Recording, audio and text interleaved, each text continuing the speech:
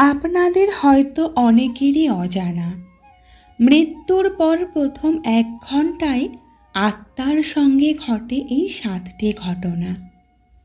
মৃত্যুর পর আমাদের সঙ্গে কি ঘটে তার বর্ণনা ও ব্যাখ্যা পাওয়া যায় গরুড় পুরাণে। মৃত্যু হলে দেহ নষ্ট হয়ে গেলেও আত্মা অবিনশ্বর। জেনে নিন এই সময় কি অভিজ্ঞতার মধ্যে দিয়ে যায় আত্মা। হিন্দু ধর্ম জন্মান্তরে বিশ্বাসী।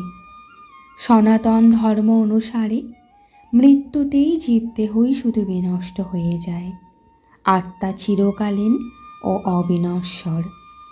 মৃত্যু হল জীবনের চিরকালীন সত্য। যার জন্ম হয়েছে তার মৃত্যু হবেই। মৃত্যুর করাল গ্রাস থেকে কেউ পালাতে পারবে না। মৃত্যুর পর দেহ পঞ্চভূতে বিলীন হয়ে যায়, তবে আত্মা অমর, যার লয় নেই, ক্ষয় নেই। আত্মা আগুনে পড়ে না, জলে ভেজে না, কোনো অস্ত্রে আত্মাতে কাটা যায় না। আত্মা শুধু তার কর্ম অনুসারে এক জীবদেহ থেকে অন্য জীবদেহে প্রবেশ করে। কিন্তু জানেন কি, মৃত্যুর ঠিক পরপরই কি হয় আত্মার সঙ্গে? গরুড় পুরাণ অনুসারে মৃত্যুর ঠিক 1 ঘন্টার মধ্যে আত্মার সঙ্গে ঘটে এমন কিছু ঘটনা যাতে সে অত্যন্ত অশান্ত ও চঞ্চল হয়ে পড়ে। গরুড় পুরাণে বলা আছে যে মৃত্যুর পর প্রথম 1 ঘন্টায় আত্মার সঙ্গে এই 7টি ঘটনা ঘটে। কি কি ঘটনা ঘটে বিস্তারিত আলোচনা করব। মৃত্যুর পর আত্মা যখন মরদেহ ত্যাগ করে তখন কিছুক্ষণের জন্য তা জ্ঞান হারিয়ে ফেলে, ঠিক যেন দীর্ঘ সময় ধরে কঠোর পরিশ্রম করার পর মানুষ ক্লান্ত হয়ে ঘুমিয়ে পড়ে। এই জীবন ত্যাগ করার পর আত্মা তেমনই ক্লান্ত হয়ে জ্ঞান হারিয়ে ফেলে। মৃত্যুর পর প্রথম কিছুটা সময় আত্মা বুঝতেই পারে না যে তার সঙ্গে কি ঘটেছে, তাই প্রথম সে এমন ব্যবহার করে যেন কিছুই ঘটেনি। মৃতদেহের আশেপাশে যেসব আত্মীয় বন্ধু থাকে আত্মা তাদের নাম ধরে ডাকে, তাদের সঙ্গে কথা বলার চেষ্টা করে, কিন্তু কেউ তাকে দেখতে পায় না বা শুনতে পায় না। এই পরিস্থিতিতে প্রথমে খুবই ভয় পেয়ে যায় আত্মা।